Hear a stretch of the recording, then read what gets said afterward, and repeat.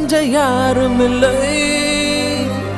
நீ மண்ணில் வந்துதிக்க உன்னை யாரும் ஒன்றும் கேட்கவில்லை.